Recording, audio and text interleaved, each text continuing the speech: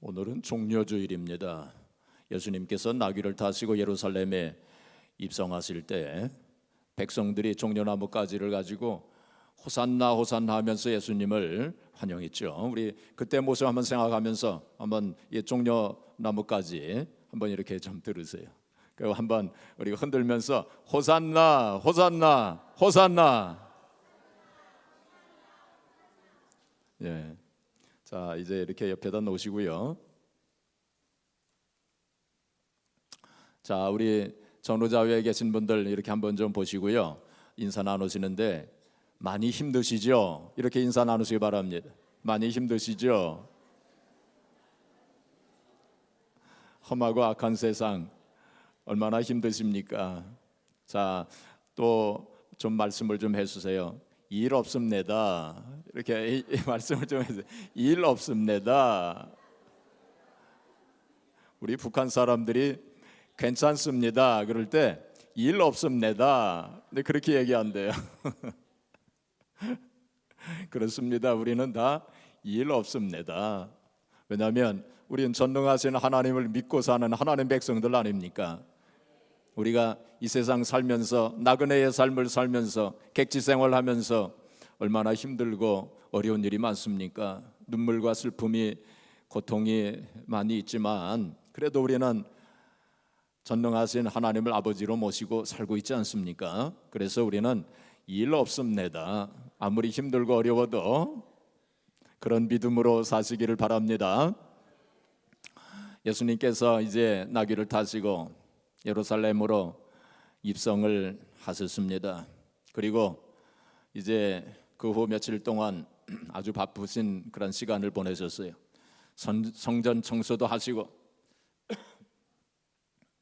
또 천국 복음에 대해서 이제 백성들에게 가르치시고 그리고는 목요일 저녁에 제자들의 발을 씻겨주시고 그리고 제자들과 함께 최후의 만찬을 가지시고 겟세마네 동산에 올라가셔서 거기서 잡히시고 그날 밤 여기저기 끌려 다니시면서 갖은 고초와 신문을 받으시고 전격적으로 사형헌도를 받으신 다음 그 다음 날 금요일 오전 9시에 십자가에 못 박히시고 그리고 오후 3시에 운명하시고 그리고 무덤에 이제 묻히신 바 되어 3일 동안 거기 계시다가 3일 후에 이제 부활을 하신 것입니다. 오늘 본문 말씀은 바로 예수님께서 빌라도 앞에서 신문을 받으신 그러한 장면이 오늘 본문의 말씀입니다. 빌라도는 원래 이 굉장히 세상적으로 볼 때는 똑똑한 사람이었어요. 그리고 정치적인 야욕이 있었던 욕심이 많았던 사람이었습니다. 이 빌라도가 예수님을 뵙고 몇 마디 이렇게 나눠본 후에 이 빌라도는 예수님께서 죄가 없으시다는 사실을 간파했습니다. 그래서 이 빌라도는 예수님을 놓아주려고 그랬어요. 그러나 제사장들의 사주를 받은 백성들이 그를 십자가에 못 박으소서, 그를 십자가에 못 박으소서, 그를 놓아주면 당신은 가이사의 신하가 아니라고. 그래서 빌라도가 가만히 보니까 이거 그냥 놔뒀다가는 밀란이 일어날 것 같았어요.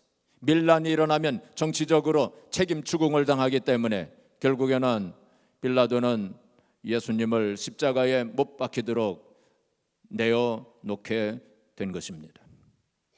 자, 그런데 그런 과정 속에서 이 빌라도가 한 가지 의미 있는 일을 하나 했어요. 그것은 예수님의 십자가 그 위에 죄패를 달았는데 거기다가 뭐라고 죄패를 달았느냐면 유대인의 왕이라고, 유대인의 왕이라고 그렇게 죄패를 달았어요. 대제사장들이 와가지고 그 유대인의 왕이라고 쓴 그 죄패에다가 자칭이라는 말을 붙여서 거기다가 그 죄패를 달아야 된다고 그렇게 요구를 했습니다. 그러니까 대제사장들이 그렇게 말한 것은 예수님을 유대인의 왕으로 인정하지 않겠다는 그러한 뜻이지요. 그래서 자칭이라고 하는 말을 붙여달라고 그렇게 요청을 했지만은 빌라도는 이런 지하에 그것을 거절하고 나의 쓸 것을 썼노라 하고 그렇게 말했습니다. 사랑하는 성도 여러분, 이렇게 된 것은 그 빌라도가 유대인의 왕이라고 그 죄패를 써서 붙인 것은 우연하게 된 일이 아닙니다. 그냥 빌라도가 장난삼아서 혹은 조롱하는 뜻으로 그렇게 그 죄패를 써서 붙인 것이 아닙니다. 바로 거기에는 하나님의 섭리가 있었어요. 하나님께서 빌라도의 손을 빌려서 바로 예수님은 왕이시다, 예수님은 왕이시라고 하는 그 사실을 선포하신 거예요. 그 죄패를 써서 붙일 때에 세 가지 언어로 써서 붙였다고 오늘 성경은 말씀하고 있습니다. 헬라어로, 그리고 로마어로, 그리고 히브리어로 세 가지 언어로 써서 붙였어요. 이 세 가지 언어는 그 당시 세계의 3대 언어라고 할 수 있습니다. 세계적인 대표적인 언어가 바로 이 3개 언어예요. 그러니까 하나님께서 빌라도의 손을 통하여서 예수님은 왕이시라고 하는 그 사실을 세계에 선포하신 것입니다.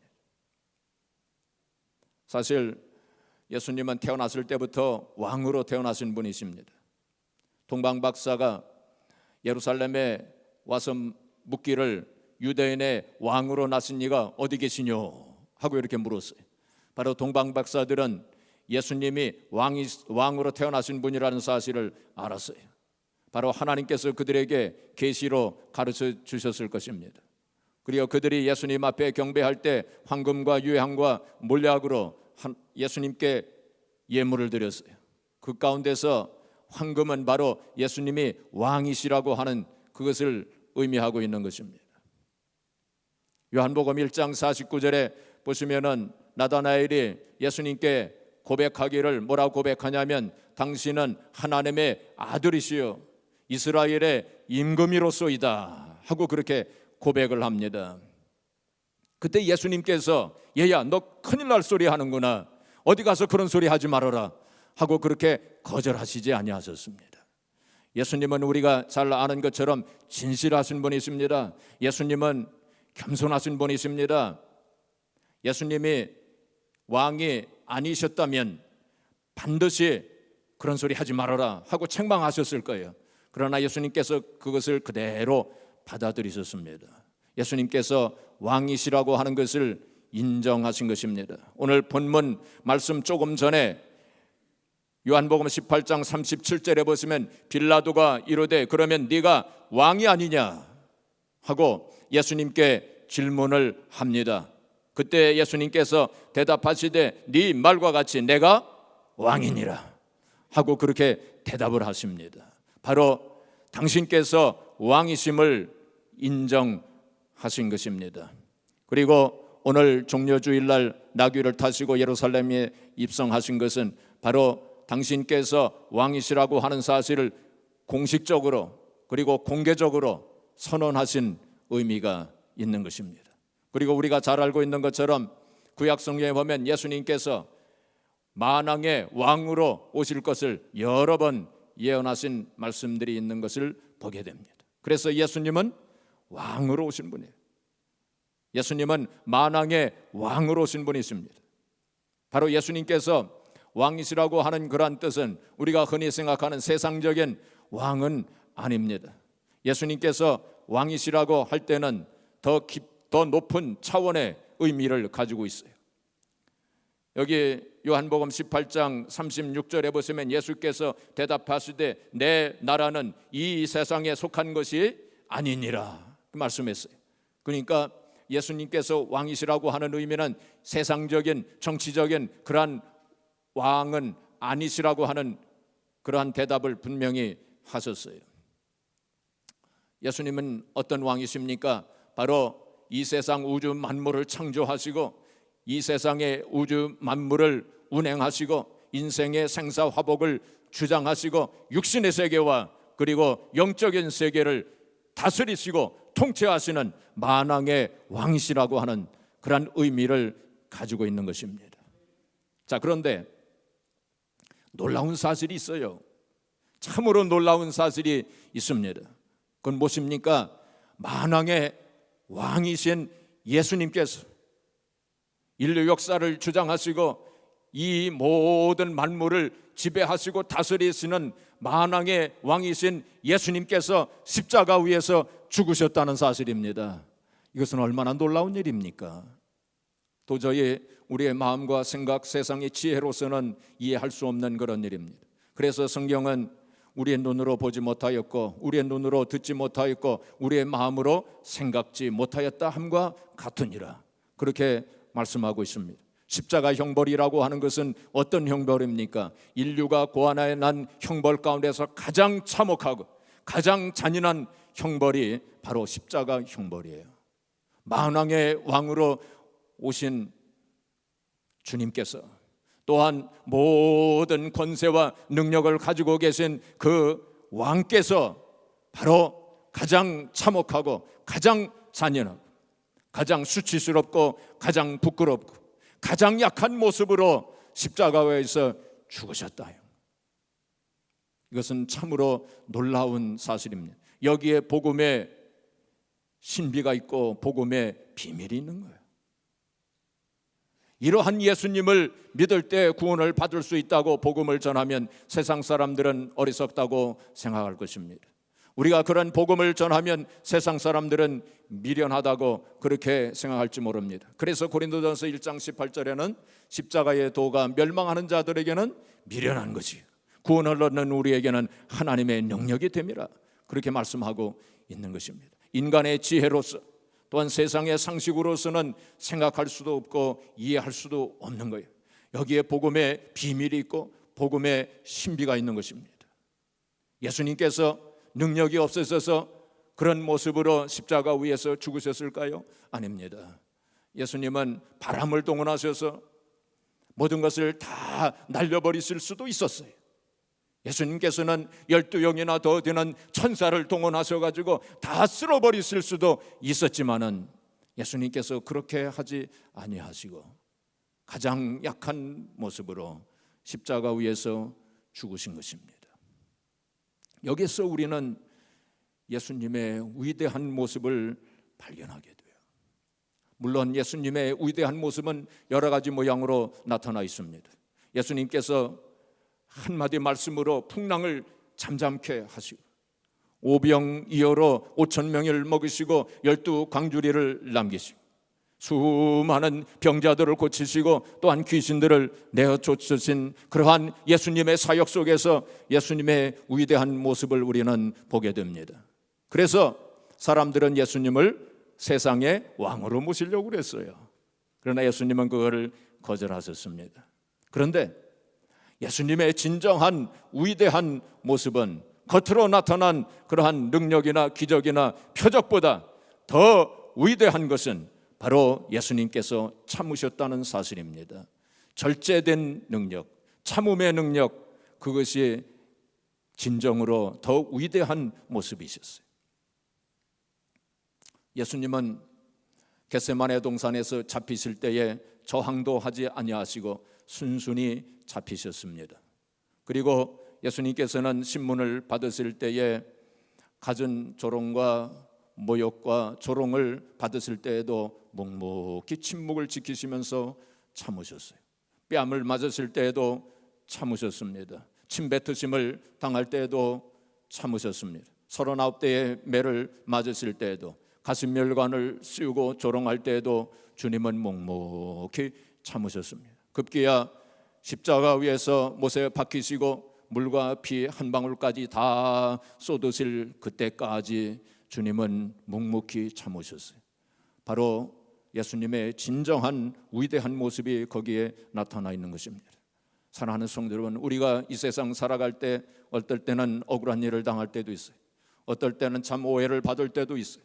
어떤 때는 참 속상할 때도 있어요. 우리가 어떤 때는 성을 내고 싶을 때도 있습니다. 우리가 성을 낼 줄 몰라서 성을 내지 않는 것이 아닙니다. 그러나 진정한 위대한 모습은 참는 데 있어요.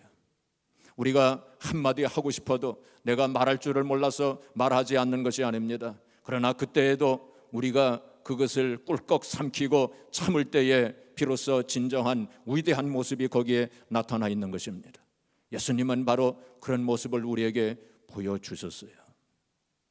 사랑하는 성도 여러분, 왜 예수님께서 그렇게 참으셨을까요? 왜 예수님께서 참으로 치욕스럽고 부끄럽고 가장 참혹하고 잔인한 그러한 십자가 형벌을 주님의 그 크신 능력으로 얼마든지 피하실 수도 있었지만은 그렇게 하지 아니하시고 그것을 묵묵히 참으시면서 그 형벌을 받으셨을까요? 그것은 주님에게는 위대한 목적이 있었기 때문에, 주님은 저와 여러분들을 구원할, 모든 인류를 구속하실 그러한 위대한 사역, 위대한 대속의 그러한 목적을 가지셨기 때문에 그는 그 모든 부끄러움과 치욕을 참으셨던 것입니다. 이사야서 53장 5절에 보면 이사야 선지자는 예수님께서 이 세상에 오시기 전 700년 전에 예언한 그러한 예언자인데, 거기 보면 그가 찔림은 우리의 허물을 인하며 그가 상함은 우리의 죄악을 인하며 그가 징계를 받음으로 우리가 평화를 누리고 그가 채찍에 맞음으로 우리가 나음을 입었도다. 예수님께서 태어나시기 전 700년 전에 이미 하나님께서는 이사야 선지자의 입을 통해서 그런 예언을 하셨어요. 바로 우리가 죽어야 되는데, 우리가 깨어지고 우리가 상함을 당하고 우리가 징계를 받고 우리가 십자가 위에 죽어야 되는데, 바로 예수님께서 대신 짊어지시고 예수님께서 십자가 위에서 내가 다 이루었다, 내가 너희들의 죄값을 내가 담당하였노라, 내가 너희들의 모든 죄를 내가 다 담당하였노라, 그러시면서 십자가 위에서 죽으셨던 것입니다. 바로 이러한 위대한 사역을 감당하시기 위해서, 이러한 위대한 목적이 있었기 때문에 주님은 그 십자가 형벌을 참으신 것입니다. 그런데 여러분, 여기에 또한 놀라운 일이 하나 또 있어요. 그건 뭐냐면은 바로 십자가 위에 높이 달리신 그 예수님의 그 모습을 보면서 왕의 모습을 발견한 사람이 있었어요. 예수님께서 가장 치욕스러운 그 십자가 위에 높이 달리신 그 모습을 보면서 바로 예수님을 통하여 왕의 모습을 발견한 사람이 있었다는 것입니다. 마가복음 15장 37절부터 39절 말씀 가운데 보면은 거기 로마의 백부장이 등장합니다. 여기서 로마의 백부장은 그 당시에 이 십자가 형벌을 총지휘한 그러한 군인이었어요. 로마 군인이었어요. 이방인이었습니다. 이 사람이 예수님께서 십자가 위에 달려 돌아가시고 그 모습을 보면서 뭐라고 고백하냐면, 이 사람은 진실로 하나님의 아들이었도다. 이 사람은 진실로 하나님의 아들이었도다 라고 고백합니다. 이 얼마나 놀라운 사건입니까? 유대인도 아니었어요. 로마 사람이었습니다. 십자가 형벌을 총지휘한 로마 군인이었습니다. 이 사람이 바로 십자가에 달리신 예수님을 보고 하나님의 아들이었다고, 왕이었다고 그것을 고백한 거예요. 물론 그 심령 속에 하나님께서 역사하셔서 그 마음을 감화감동시켜 주시고 계시를 보여주셨기 때문에 깨달아진 것입니다. 그래서 성경학자들은 마가복음의 클라이맥스가 바로 거기에 있다라고 얘기합니다. 백부장의 고백이 바로 마가복음의 클라이맥스라고 그렇게 말합니다. 그리고 메시아닉 시크릿라고 말합니다. 마가복음을 우리가 쭉 읽어보게 되면 예수님께서 메시아로 오신 것, 그리스도로 오신 것을 숨기십니다. 제자들에게도 다른 사람들에게 가서 얘기하지 말아라 하고 그렇게 말씀하십니다. 그것을 계속 숨기다가 결국 바로 이 백부장의 입술을 통해서 예수님은 바로 메시아시요 하나님의 아들이시요 또한 왕이시라고 하는 그 사실을 고백하게 만드는 거예요. 그래서 메시아닉 시크릿이라고 성경학자들은 말하고 있어요. 놀라운 일입니다. 여기에서 우리는 신앙의 본질을 생각하게 합니다. 여러분 한번 생각해 보세요. 예수님께서 오병이어로 기적을 행하시고 또한 풍랑을 잠잠케 하시고 또한 수많은 병자를 고치시고 귀신을 내어 쫓으신 것을 많은 사람들이 눈으로 직접 보았습니다. 그것을 직접 체험했습니다.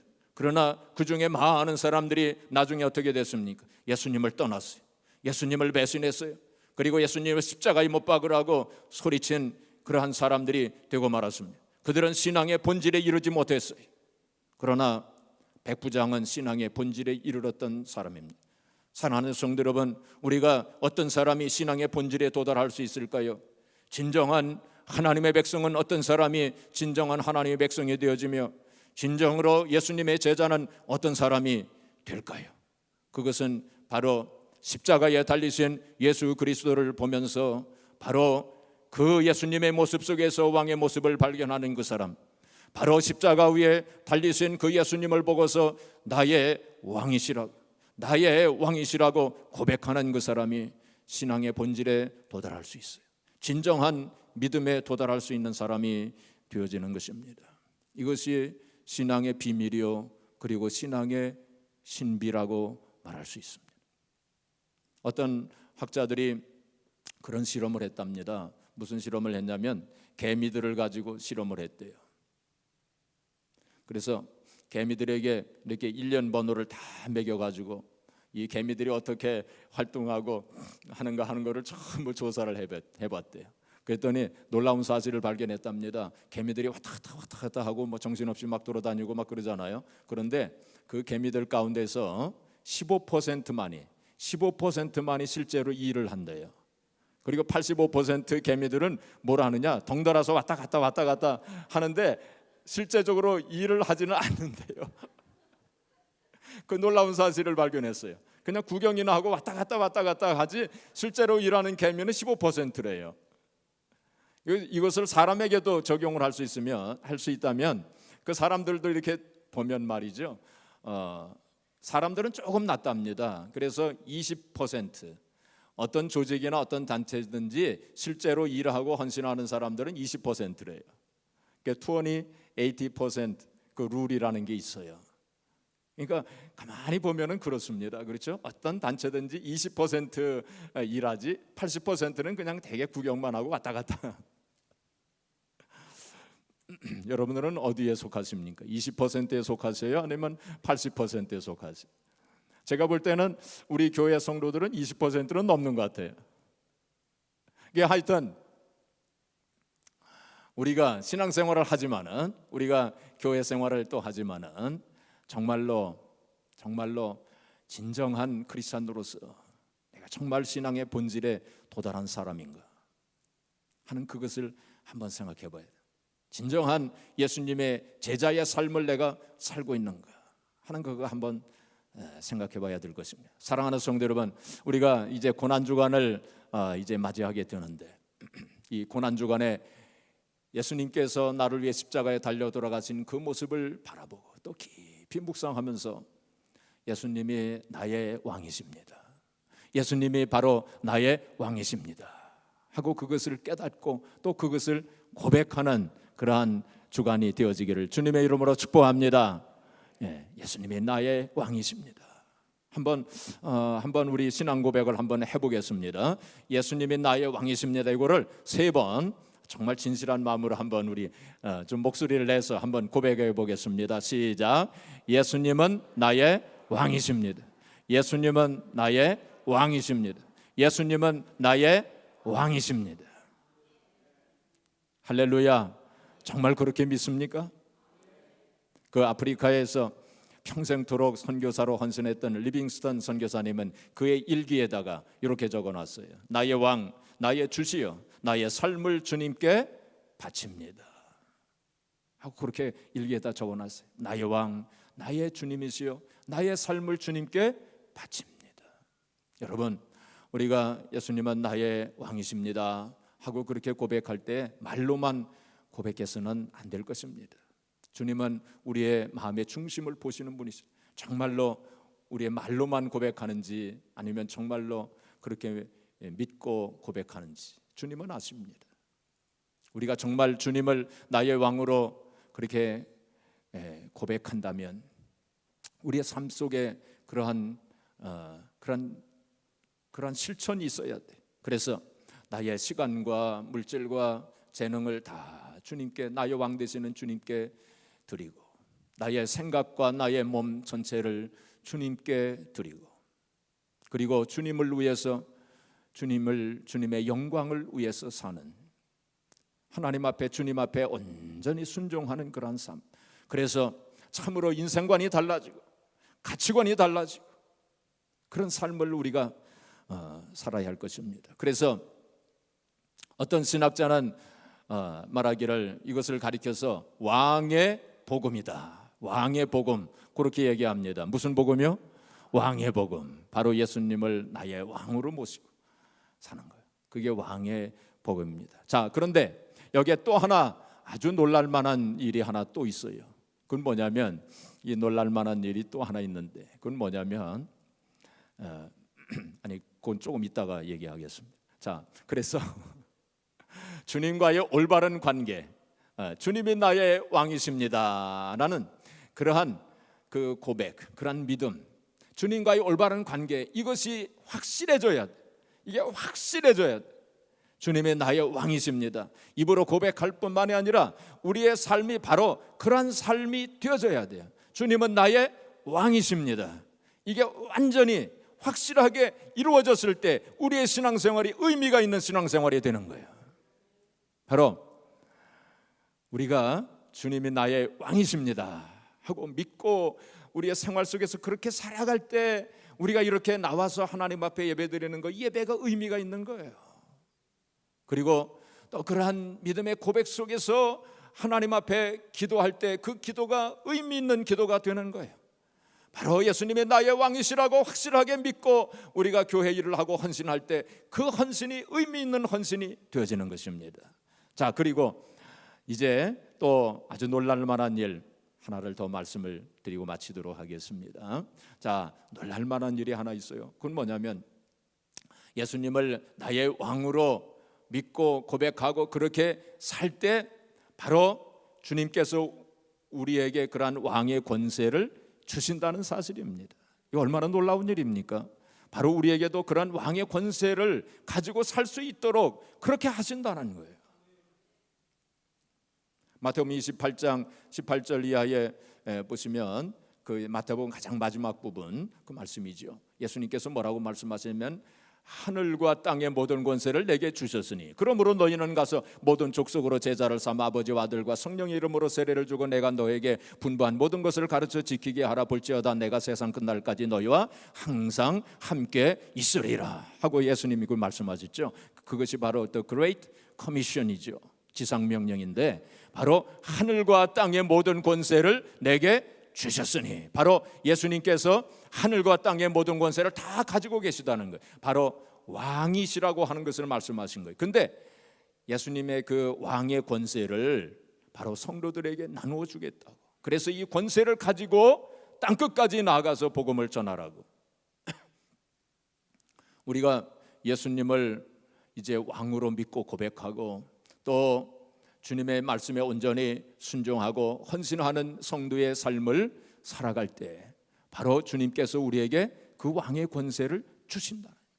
이 왕의 권세를 가지고 살아갈 수 있도록 허락하신다. 그래서 베드로전서 2장 9절에 보시면 우리 성도들을 가리켜서 왕 같은 뭐라고 그랬어요? 제사장이라고. 왕 같은 제사장이라고 그렇게 말씀했잖아요. 구약시대에는 아론의 자손들만이 제사장이 됐어요. 그러나 신약시대에는 이제는 우리 모두가 다 제사장. 여기 목사만 제사장이 아니라 신약시대에는 모든 성도들이 다 제사장이 되는 거예요. 그런데 그냥 제사장도 아닙니다. 왕 같은 제사장, 왕 같은 제사장이 된다는 거예요. 여러분, 우리들 한 사람 한 사람이 왕 같은 제사장이심을 믿으시기를 바랍니다. 예, 왕은 어떤 사람입니까? 왕은 모든 것을 다스리고 통치하고 지배할 수 있는 그러한 사람이 바로 왕이에요. 바로 우리에게 그러한 왕의 권세가 있다는 사실을 우리가 알아야 됩니다. 그래서 우리는 이 왕의 권세를 가지고 죄악의 세력을 이길 수 있어요. 사탄의 세력을 이길 수 있어요. 문제도 이길 수 있어요. 환경도 변화시킬 수 있습니다. 그러한 권세를 하나님께서 우리에게 주셨다고 그렇게 말씀하신 것입니다. 그래서 이제부터는 여러분 예수님의 이름을 사용하세요. 예수님의 이름으로 명령하세요.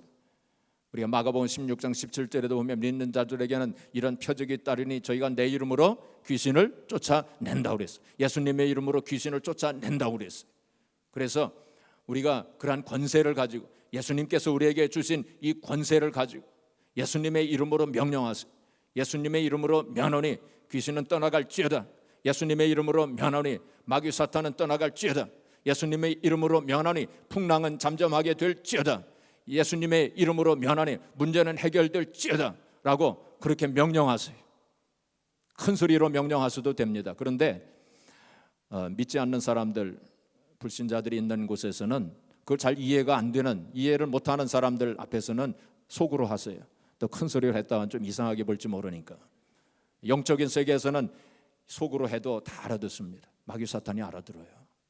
예수님의 이름에는 그런 권세가 있는 줄 믿으시기 바랍니다. 그래서 우리는 왕의 권세를 가지고 있는 사람들이에요. 왕의 권세가 우리에게 있어요. 여러분 우축되지 마세요. 두려워하지 마세요. 불안해하지 마세요. 우리가 이 세상 살면서 여러 가지 근심, 걱정, 염려, 문제 얼마나 많습니까? 그 우축되지 마세요. 두려워하지 마세요. 우리는 그런 왕의 권세를 가진 사람들, 하나님께서 우리에게 그러한 왕의 권세를 주셨다고 말씀하셨어요. 사랑하는 성도 여러분, 우리 고난 주간을 맞이하면서 나를 위해 십자가에 달려 돌아가신 예수 그리스도를 바라보면서 바로 예수님께서 나의 왕이심을 우리가 깨닫고 그것을 또 입술로 고백하고 마음으로 믿고 또 우리의 삶으로 또 예수님을 왕으로 모시고 그렇게 실천하면서 그렇게 살면서 영적인 권세를 가지고 하나님께서 우리에게 주신 영적인 권세를 가지고 늘 승리하셔서 하나님 앞에 영광을 돌리시고 또 하나님의 영광을 보는 저와 여러분들이 되어지기를 주님의 이름으로 축복합니다.